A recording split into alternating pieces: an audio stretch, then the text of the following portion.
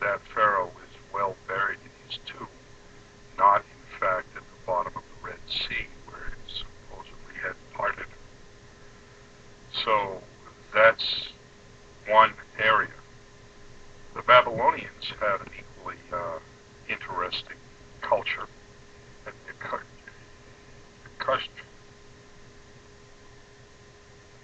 Etruscans had another equally record-keeping era.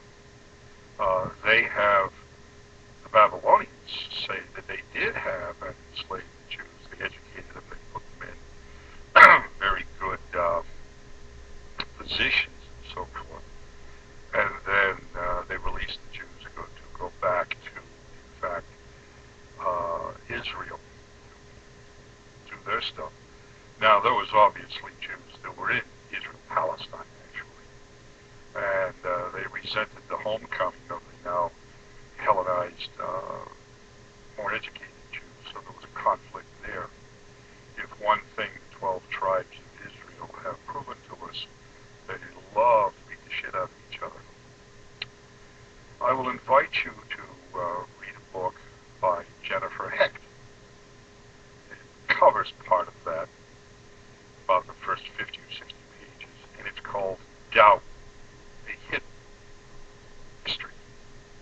And it'll start from 600 BC, the Kavakas, the original tribes or cults in India that thought that all religion was bullshit. And they laughed at anyone who was trying to follow the Hindu gods and so forth. And she walks through all of these basic times when doubt occurred.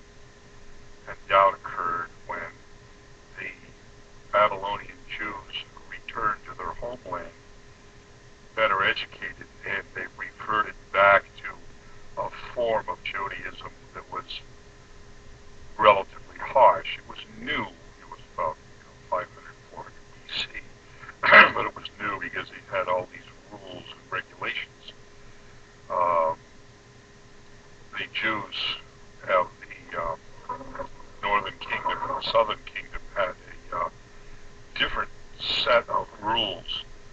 The northern kingdom thought that the Torah was just a guess, and the southern kingdom obviously wanted everyone to follow the laws and so forth. So that's why they had their battles on the situation.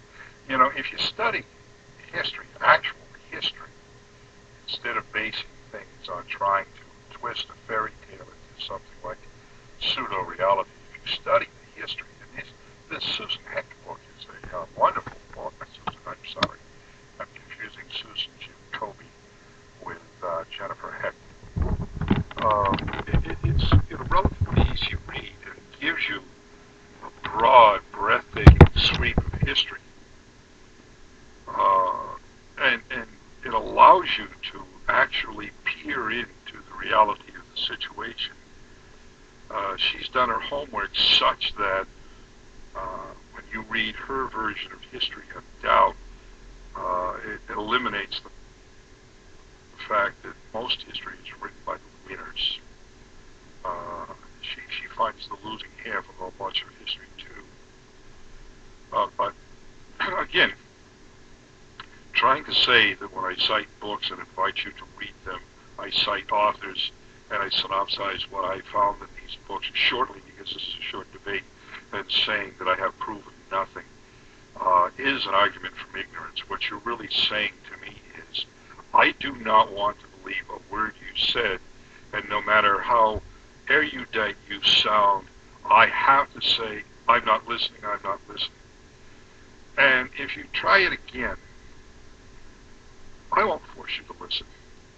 I have brighter people in this room that will listen to me. That's cool. You can have brighter people that will listen to you. But, I mean, as you've openly confessed, you've said that the Egyptians didn't typically record their losses. And I know that you're far brighter than I am, but I do have to ask you a quick question before I continue, and hopefully you can answer it in short before the rest of the room forgets the question I asked. when the Egyptians were rolled over by this river in the Exodus, what did the family do, you think, when they came up to saw their bodies of their loved ones laying on the shores or whatever it may be, or the resources like the armor and the swords, or even the chariots that may wash up on the beach? Do you think that they threw them back in the river? Do you think that they peed on them? What do you think they did with them, out of curiosity, Ken? Do you think that they salvaged what they could? Do you think they took their loved ones that would have floated up and buried them? What do you think they would have done with them? Well, you're stretching. You assume that the Egyptians of 500 BC can dredge the Red Sea thoroughly. No. There's still in the Red Sea sunken freighters that we haven't been able to pull up since closing of the Suez Canal in 1948. And I'll invite you to figure out what is in Pearl Harbor, the battleship Arizona. The bodies are still there. So you are ascribing to the Egyptians something that they couldn't do, and they didn't have to do, because as I told you before, that never happened. What you do is beg the question over and over and over again. I realize that you want to believe so badly that you will take a fraud and embrace it. It has been said by William Clifford, it is wrong everywhere, every time, for anyone to base their belief on insufficient evidence. And it's more of a crime to base your belief on fraudulent evidence. And that's what you're doing. You know it's a fraud, but you're holding on to it tightly. Of course, I'm an atheist. I'm an atheist by reasoned choice. I started out trying to figure out whether there was a God who was right and so forth. And everywhere I searched, I met people that were dishonest, dishonorable, disrespectful, and control freaks. I studied fallacy. I was always fascinated with fallacies. And if you want to study fallacies, merely go to a revival. They will machine gun the fallacies at you faster than you can catch them. And that's what you sound like in this situation. You pick and choose what I say to try to discredit it, and you failed every time. Now, just suggest that you may despise me, and I don't mind that. And you may disrespect me. I've had better people do that in my lifetime. And you may say that I'm so wrong that I'm going to burn in hell. Prove it. Look at the early Christianities. You can go to a site called Woeo that will give you free books in PDF format. And one of the books is called The 100 Lost Christianities.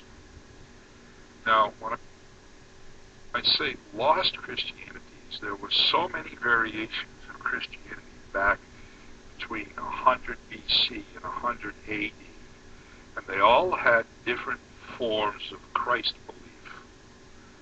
Some said that the entire thing, the Marcion ones, the Marianites, said that the whole Passion place existed in another plane, a higher plane, a different universe. Some said that Christ survived the crucifixion and taught as Peter John, Middle East and India. You will find that there were so many variations of Christianity, and they're almost unrecognizable